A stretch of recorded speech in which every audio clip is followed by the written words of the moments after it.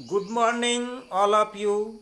आशा करते हैं आप लोग सभी अच्छे हैं और सामाजिक दूरी का नियम को ठीक से पालन कर रहे हैं, साबुन से हाथ धो रहे हैं, मास्क यूज कर रहे हैं और घर में रहकर अपना पढ़ाई ठीक से कर रहे हैं।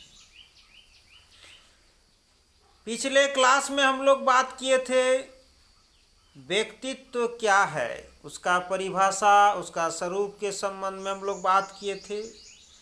आज के क्लास में हम लोग बात करेंगे डिटर्मिनेंट्स ऑफ पर्सनालिटी, व्यक्तित्व के निर्धारक।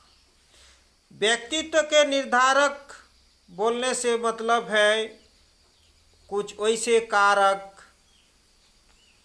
जो हमारे व्यक्तित्व के विकास, व्यक्ति का विकास को प्रभावित करता है।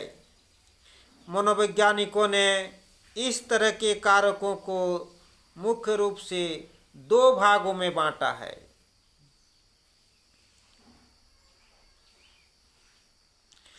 सबसे पहला है बायोलॉजिकल फैक्टर और हेरिडिटरी फैक्टर और दूसरा है एनवायरमेंटल फैक्टर। बायोलॉजिकल फैक्टर यानी कि जैविक कारक, इसी को आनुवंशिक कारक भी बोलते हैं। दूसरा है पर्यावरणीय कारक, एनवायरमेंटल फैक्टर। तो जैविक कारक से तात्पर्य वैसे कारक हैं जो हमारे आनुवंशिक होते हैं तथा जो जन्म या जन्म के पहले से ही व्यक्ति में मौजूद होते हैं और व्यक्तित्व के विकास को काफ़ी प्रभावित करते हैं।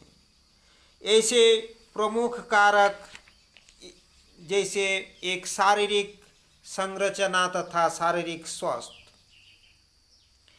मेनली दो तरह का जैविक कारक है।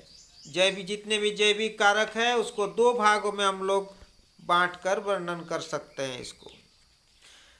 सबसे पहला है फिजिक एंड फिजिकल हेल्थ, शारीरिक संरचना और शारीरिक स्वास्थ्य। दूसरा है body chemistry and endocrine gland, शरीर रसायन विज्ञान और अंतःस्रावी ग्रंथियाँ। आप लोग सेमेस्टर 1 में भी आप लोग पढ़ चुके हैं एंडोक्राइन ग्लैंड्स के बारे में। उन तमाम एंडोक्राइन ग्लैंड्स हमारे व्यक्तित्व को प्रभावित करता है, हमारा व्यवहार को प्रभावित करता है। आज हम लोग थोड़ा इसको शॉर्ट में एक बार फिर से जानते हैं। फिजिक से तात्पर्य शारीरिक संरचना। शारीरिक संरचना मतलब शरीर की लंबाई, शरीर की मोटाई, रंग, गठन आदि से होता है। जिस व्यक्ति की शारीरिक संरचना सुडौल होता है उसका शरीर भी स्वस्थ होता है तथा अच्छा होता है। व्यक्ति के शारीरिक संरचना से संबंधित ये सभी शील गुण वंशानुगत होते हैं। आप लोग देखते होंगे लंबे माता पिता के बच्चे प्राय लंबे होते हैं और नाटे माता पिता के बच्चे प्राय नाटे होते हैं। गोरे माता पिता के बच्चे प्राय गोरे होते हैं और सांवले माता पिता के बच्चे प्राय सांवले होते हैं। कभी कभी बच्चों के शारीरिक शील गुण माता पिता के शारीरिक शील गुण से न मिलकर उनके पूर्वज यानी कि दादा दादी या नाना नानी से भी मिलते हैं। ऐसी परिस्थिति में बच्चों के शारीरिक कद की लंबाई तथा रंग आदि माता पिता से नहीं मिलकर उसके दादा दादी या नाना नानी से मिलते हैं। व्यक्तित्व के इन शारीरिक शील गुण तथा स्वास्थ्य का प्रभाव हमारे मानसिक शील गुणों पर के विकास पर भी पड़ता है। जैसे प्राय देखा गया है कि जिन बच्चों या व्यक्तियों का शारीरिक स्वास्थ्य तथा संरचना आकर्षक एवं सुंदर होता है उसके प्रति माता पिता, पास पड़ोस के लोग, शिक्षक, साथियों एवं अन्य लोगों का व्यवहार काफ़ी अनुकूल होता है, जिसके कारण बच्चों में अच्छे सामाजिक शील गुण जैसे श्रेष्ठता का भाव, आत्मविश्वास, रेस्पॉन्सिबिलिटी, सोशिएबिलिटी तथा पंक्चुअलिटी आदि का विकास अच्छा ढंग से होता है। दूसरी तरफ जिन बच्चों की शारीरिक संरचना तथा शारीरिक स्वास्थ्य अच्छा नहीं होता है, उसके प्रति अधिकतर लोग उपेक्षा की दृष्टि से देखते हैं, जिसके कारण क्या होता है, ऐसे बच्चों में हीनता की भाव, सांवेगात्मक स्थिरता, संकोचशीलता आदि का गुण विकसित होता है। तो अब आप समझ चुके हैं कि हमारे शारीरिक संरचना तथा शारीरिक स्वास्थ्य भी हमारे व्यक्तित्व को प्रभावित करता है, यानी कि व्यक्तित्व के निर्धारक के रूप में हमारे शारीरिक संरचना तथा शारीरिक स्वास्थ्य काम करता है। अब आते हैं दूसरा पॉइंट, शरीर रसायन एवं अंतःस्रावी ग्रंथियाँ। शरीर में दो तरह की ग्रंथियाँ होता है, एक डक्ट ग्लैंड और दूसरा डक्टलेस ग्लैंड। कुछ ऐसे हैं जिसको बिना नली और डायरेक्ट उसका केमिकल, उसका रसायन हमारे खून में मिलता है, उसे हम लोग हार्मोन भी बोलते हैं। तो ये हार्मोन्स हमारे व्यवहार को सीधे प्रभावित करता है। प्राय ऐसा देखते हैं कि कभी कभी हम लोग बहुत सक्रिय हो जाते हैं तथा कभी कभी निष्क्रिय और साथ ही साथ विषादी भी हो जाते हैं। इसका कारण यह है हमारे शरीर में रासायनिक परिवर्तन, केमिकल चेंज, जिसका नियंत्रण कुछ ग्रंथियां, ग्लैंड्स द्वारा की जाती है। मानव शरीर में दो तरह का ग्लैंड होते हैं, एक है एक्सोक्राइन ग्लैंड, दूसरा है डक्ट ग्लैंड। एक्सोक्राइन ग्लैंड बहिस्रावी ग्रंथि या नलिका ग्रंथि तथा अंतःस्रावी ग्रंथि एंडोक्राइन ग्लैंड या नलिकाहीन ग्रंथि, जिसे एक्सोक्राइन ग्लैंड बोलते हैं, that is also called duct gland, उसे ही नलिका ग्रंथि बोलते हैं। जैसे हमारे अश्रु ग्रंथि, स्वाद ग्रंथि, पसीना ग्रंथि, ये सारा है एक्सोक्राइन ग्लैंड। और एंडोक्राइन ग्लैंड जिसमें कोई नलिका नहीं होता है।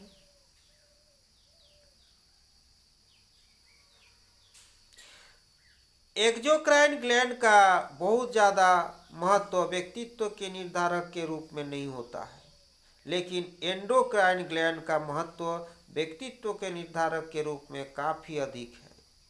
इससे निकलने वाले स्राव को हार्मोन्स कहा जाता है। हमारा जो एंडोक्राइन ग्लैंड से जो स्राव निकलता है उसे हम लोग हार्मोन बोलते हैं, और व्यक्तित्व के विकास को प्रभावित करता है। ये हार्मोन हमारे व्यक्तित्व के विकास को काफ़ी प्रभावित करता है। प्रमुख अंतःस्रावी ग्रंथि जिसका स्राव से व्यक्तित्व का विकास प्रभावित होता है, उसमें सबसे पहला नाम आता है पीयूष ग्रंथि, पिट्यूटरी ग्लैंड। आप स्लाइड में देख रहे हैं पिट्यूटरी ग्लैंड, पीयूष ग्रंथि।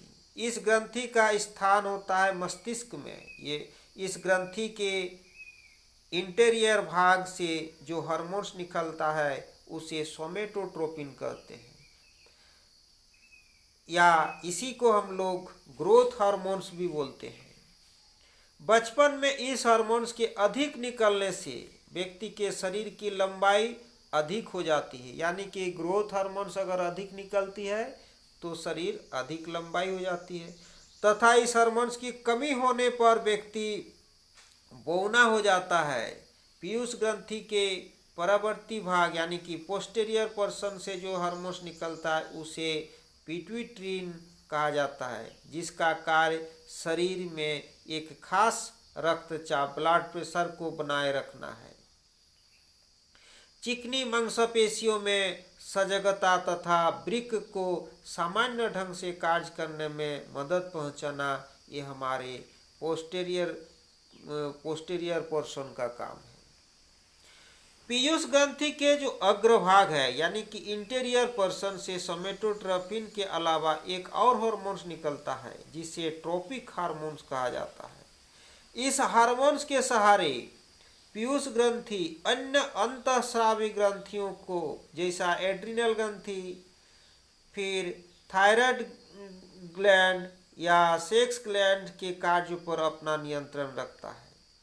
यानी कि पिट्यूटरी ग्लैंड को ही मास्टर ग्लैंड भी हम लोग इसलिए कहते हैं क्योंकि यह ग्लैंड दूसरे ग्लैंड्स के हार्मोन्स के स्राव होने पर नियंत्रण रखता है। इस प्रकार हम लोग देखते हैं कि हमारे ये जो ग्लैंड्स है हमारे व्यक्तित्व को प्रभावित करता है। इस प्रकार से हमारे एड्रिनल ग्लैंड, थायराइड ग्लैंड, फिर parathyroid gland, pancreas, sex gland आदि काफ़ी हमारा व्यक्तित्व को प्रभावित करता है। अब हम लोग बात करते हैं एनवायरमेंटल फैक्टर। व्यक्तित्व के विकास में हमारे पर्यावरणीय कारक का भी काफ़ी हाथ होता है, जिसमें मेनली ये तीन है: social factor, cultural factor, economic factor. अब हम लोग देखते हैं सोशल फैक्टर कैसे हमारे व्यक्तित्व को प्रभावित करता है। सोशल फैक्टर में पेरेंट्स का बात करते हैं। जन्म के बाद जब बच्चे छोटे, सबसे पहले इंटरेक्शन हमारे पेरेंट्स के साथ ही होता है। पेरेंट्स कई प्रकार के होते हैं। कुछ पेरेंट्स अपने बच्चों को ज़रूरत से ज़्यादा दुलार प्यार करते हैं, कुछ काफ़ी सख्ती से पेश आते हैं और कुछ समय के अभाव के कारण अपने बच्चे को उचित मात्रा में दुलार प्यार चाह कर भी नहीं दे पाते हैं। मनोवैज्ञानिकों ने यह पाया कि अधिक दुलार प्यार देने वाले माता पिता के बच्चों में बड़ा होने पर एक असुरक्षा की भावना, घबराहट का भावना तथा एडजस्टमेंट से संबंधित कुछ प्रॉब्लम दिखाई देता है। उसी प्रकार सख्ती से पेश आने वाले माता पिता के बच्चों में भी अधीनस्थ का गुण अधिक विकसित हो जाता है। माता पिता से उचित मात्रा में दुलार प्यार न मिलने पर भी बच्चे लज्जालु तथा संवेगिक रूप से अस्थिर हो जाता है। इस प्रकार से आप समझ सकते हैं कि हमारे सामाजिक कारक भी हमारे व्यक्तित्व को किस प्रकार से प्रभावित करता है। अब बात करते हैं रिलेशनशिप एमंग फैमिली मेंबर्स। हमारे परिवार के जो सदस्य हैं उनके आपसी संबंध भी हमारे व्यक्तित्व को निर्धारक करता है। अब बात करते हैं बर्थ ऑर्डर, जन्म क्रम। ये जन्म क्रम का भी कुछ प्रभाव हमारे व्यक्तित्व पर पड़ता है। जैसे इसी पर काम किए थे एडलर ने जन्म क्रम को 4 भाग में बांटा। सबसे first born, middle born, youngest born and only child. Adler ने अपने अध्ययन के आधार पर यह बतलाया कि प्रथम जन्म क्रम वाले जो बच्चे हैं वो एकांत प्रिय एवं अंतर्मुखी होते हैं। सबसे अंतिम जन्म क्रम वाले बच्चों में हीनता का भाव अधिक होता है तथा आत्मविश्वास की कमी देखी गई है। इकलौते बच्चों में दूसरे पर निर्भरता तथा आत्मकेंद्रिकता आदि का शील गुण विकसित होता है। ऐसे बच्चे स्वार्थी भी अधिक हो सकते हैं।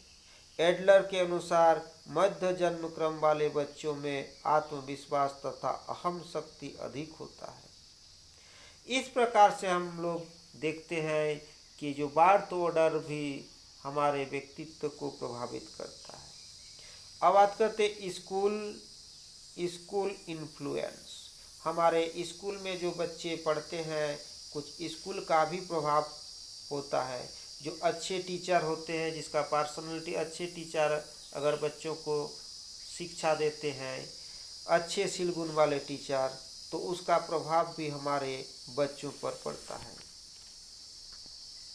और अगर एडजस्टमेंट प्रॉब्लम वाले टीचर हमारे बच्चों को शिक्षा देते हैं, तो बड़े होकर उस बच्चों में भी कुछ व्यक्तित्व की समस्या दिखाई देता है। इस प्रकार स्कूल का भी प्रभाव हमारे व्यक्तित्व पर पड़ता है।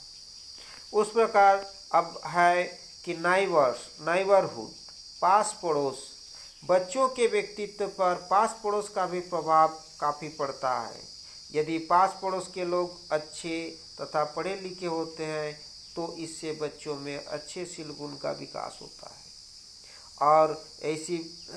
और अगर पास पड़ोस के लोग चोर, डकैत, अपराधी छवि के व्यक्ति अधिक होते हैं, तो बच्चों में भी उन व्यवहारों का अनुकरण करने लगते हैं और धीरे धीरे असामाजिक शील गुण विकसित होने लगते हैं। तो इस प्रकार से हमारे पास पड़ोस का भी प्रभाव हमारे व्यक्तित्व पर पड़ता है। अब बात करते हैं सामाजिक स्वीकृति, सेल्फ एक्सेप्टेंस। सामाजिक स्वीकृति से मतलब है व्यक्ति को अन्य व्यक्तियों, जिन्हें वह महत्वपूर्ण समझता है, द्वारा प्रशंसा करना या अनुमोदन प्राप्त करने से होता है। प्राय ऐसा देखा जाता है कि व्यक्ति अपने माता पिता, शिक्षक तथा साथियों से सामाजिक स्वीकृति की तीव्र इच्छा रखता है। ऐसी परिस्थिति में वह अपने व्यक्तित्व में शील गुणों को विकसित करने की कोशिश करता है, जिसके द्वारा वह इन महत्वपूर्ण व्यक्तियों को प्रसन्न रखकर उनकी स्वीकृति तथा अनुमोदन प्राप्त कर सके। अब बात करते हैं सांस्कृतिक कारक। Personality is the mirror of culture. कहा जाता है कि personality is the mirror of culture. व्यक्तित्व संस्कृति का दर्पण है। व्यक्तित्व के विकास में संस्कृति का योगदान काफ़ी महत्वपूर्ण है। संस्कृति एक व्यापक शब्द है जिसका अर्थ समाज के रीति रिवाज, आदतों, परंपराओं, रहन सहन, तौर तरीके से होता है। प्रत्येक समाज की एक विशेष संस्कृति होती है और चूंकि प्रत्येक व्यक्ति किसी न किसी समाज में जन्म लेता है, अतः उस समाज की संस्कृति का प्रभाव उसके व्यवहार एवं व्यक्तित्व पर काफ़ी पड़ता है। एक भारतीय महिला बहुत दिनों के बाद किसी परिचित से मिलने पर दोनों हाथ जोड़कर बोलते हैं नमस्कार भैया जी या नमस्कार बहन जी।